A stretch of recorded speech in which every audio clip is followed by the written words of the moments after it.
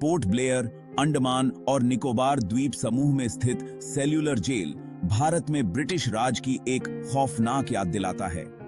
काला पानी के नाम से मशहूर यह उन लोगों के निर्वासन और अलगाव का प्रतीक था जिन्होंने ब्रिटिश साम्राज्य का विरोध किया। इस जेल की डरावनी मौजूदगी उन अनगिनत स्वतंत्रता सेनानियों के दुखों और उनके अदम्य साहस की याद दिलाती है।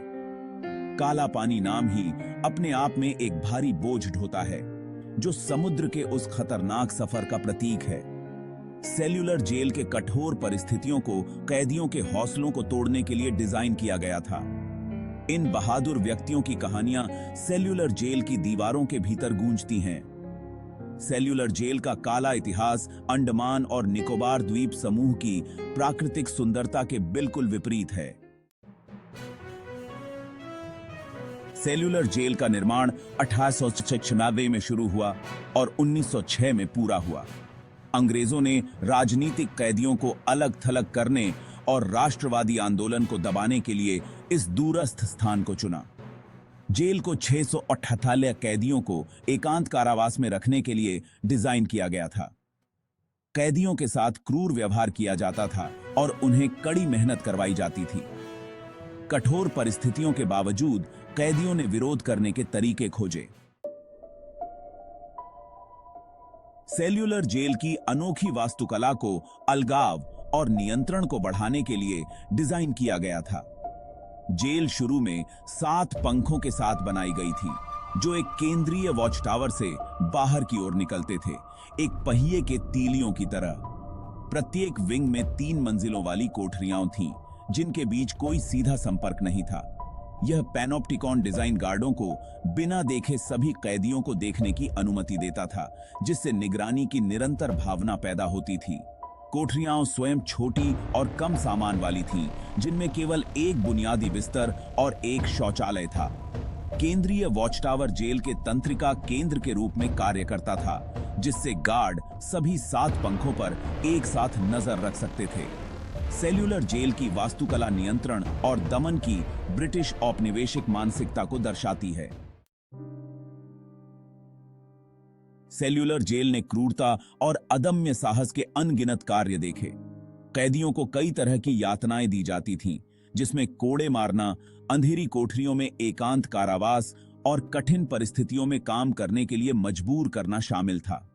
क्रूर व्यवहार के बावजूद स्वतंत्रता सेनानियों का हौसला नहीं टूटा। सेल्यूलर जेल के सबसे प्रसिद्ध कैदियों में से एक प्रमुख क्रांतिकारी व्यक्ति वीर सावरकर थे। उन्होंने वर्षों तक एकांत कारावास और कड़ी मेहनत सहा, लेकिन लिखते रहे और अपने साथी कैदियों को प्रेरित करते रहे। सेल्यूलर जेल के भीतर यातना और अदम्य साहस की कहानियां उन लोगों द्वारा किए गए बलिदानों की मार्मिक याद दिलाती हैं, जिन्होंने भारत की स्वतंत्रता के लिए लड़ाई लड़ी। सेल्यूलर जेल ने भारत के स्वतंत्रता संग्राम में महत्वपूर्ण भूमिका निभाई। यह औपनिवेशिक उत्पीड़न का प्रतीक बन गया, जिसने ब्रिटिश शासन के खिलाफ आक्रोश की आग भड़काई। कैदियों के दुखों और उनके अदम्य साहस की कहानियां पूरे भारत में फैल गईं, जिससे दूसरों को स्वतंत्रता की लड़ाई में शामिल होने की प्रेरणा मिली। सेल्यूलर जेल स्वतंत्रता आंदोलन के लिए एक रैली स्थल के रूप में कार्य करता था। ब्रिटिश अधिकारियों ने अंततः स्वतंत्रता आंदोलन पर सेल्यूलर जेल के प्रभाव को महसूस किया और कई कैदियों को वापस भारत की मुख्य भूमि पर स्थानांतरित कर दिया। हालांकि सेल्यूलर जेल की विरासत बनी रही, जो स्वतंत्रता की लड़ाई को प्रेरित करती रही। भारत की स्वतंत्रता में सेल्यूलर जेल की भूमिका निर्विवाद है, जो प्रतिरोध के एक शक्तिशाली प्रतीक के रूप में कार्य करता है। आज सेल्यूलर जेल एक राष्ट्रीय स्मारक के रूप में खड़ा है, जो उन स्वतंत्रता सेनानियों की स्मृति को संरक्षित करता है, जिन्हें इसकी दीवारों के भीतर कैद किया गया था। जेल के कई पंखों का जीर्णोद्धार किया गया है, जिसमें मूल कोठरियां और अन्य ऐतिहासिक कलाकृतियां प्रदर्शित की गई हैं। इस जगह को एक संग्रहालय में बदल दिया गया है, जो आगंतुकों को जेल के इतिहास और वहां कैद लोगों द्वारा किए गए बलिदानों के बारे में शिक्षित करता है।